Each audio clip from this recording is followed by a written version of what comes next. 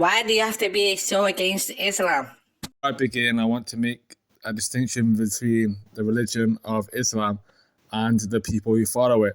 To speak up against Islam is not to speak against the people group.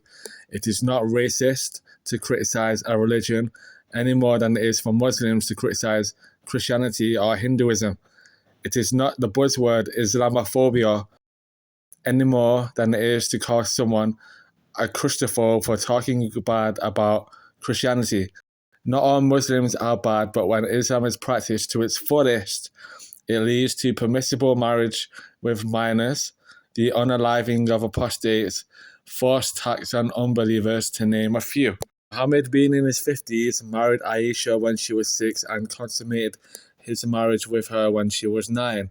You get people like David Pikachu defending child marriage against inspiring philosophy. You can watch the debate online for yourself. Just type it in the search bar. David loses badly, and for good reason.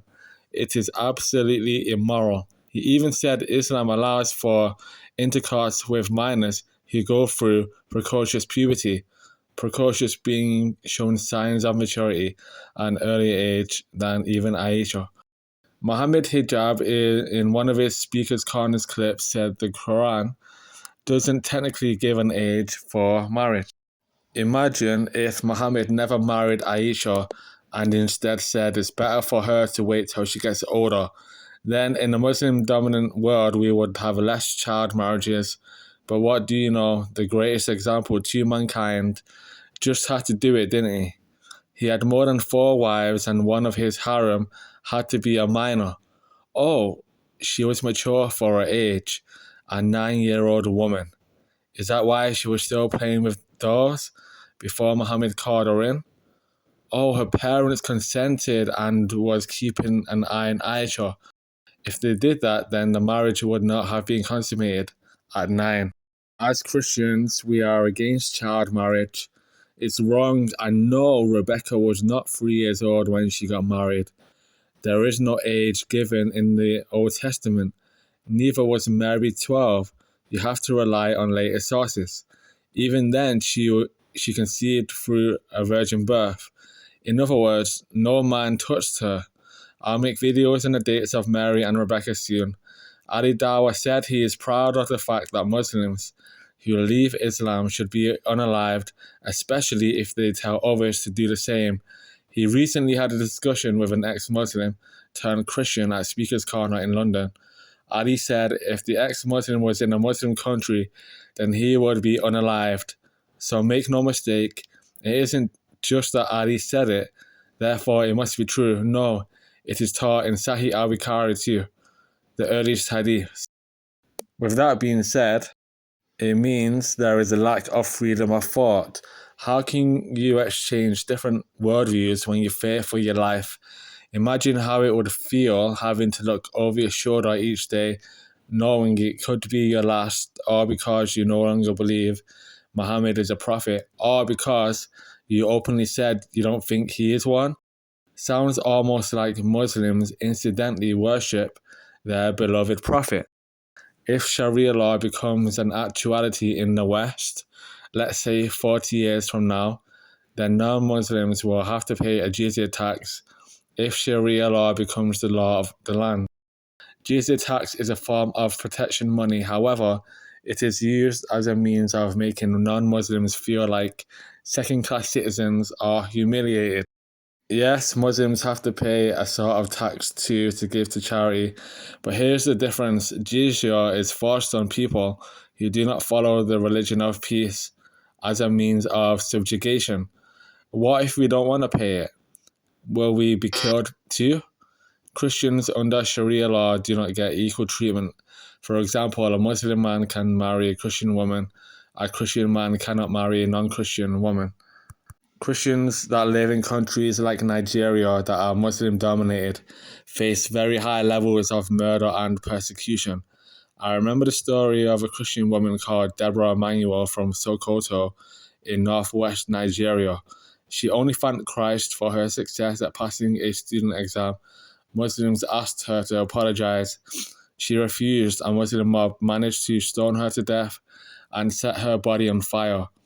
Well, I got news for you. The church was built on the blood of the martyrs.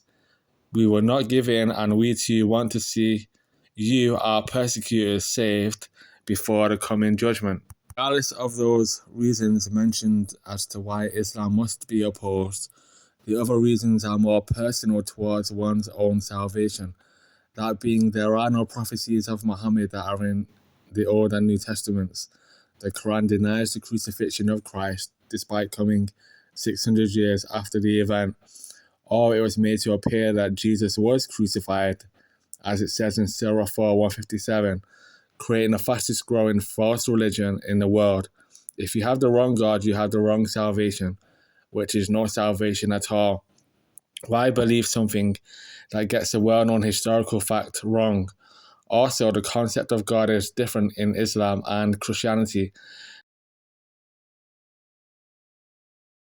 There is no continuity. Nowhere is Allah referred to as a father, unlike the Torah and Injil. Can you discuss these topics of disagreement in an Islamic country without fear of losing your life? If not, then why would you want your failed theocratic beliefs to be implemented on lands that do not call for your imprisonment and death for speaking up against our government and its philosophy or against Christ? Here in the UK, we practice capitalism. We have a free market. We also got people who believe in socialism. We don't want those people to go to prison for having different philosophies to ours. However, we will challenge them in a discussion. When my children grow up, they will probably want to learn more about Islam, and they certainly will. I'll also take on the responsibility of exposing it for what it is. The kind of religion that will let you beat your wife. Oh, Derek, you sound very intolerant, hateful, and bigoted. I can tolerate you believing in such things. It doesn't mean I won't speak out against your beliefs, and for good reason too. Domestic abuse. It is not hateful to expose evil. So fellow Christians, if you're in a evangelical ministry, keep doing what you're doing. If you're not, but are a Christian parent, then I please encourage you to study more in preparation for when your kids get older, assuming they are still young. Even if they're at a age past their teens, you should still study anyway to always be ready to give an answer for the hope that is in you. So either way, you need to be ready to answer their questions and concerns. Thanks for listening. God bless.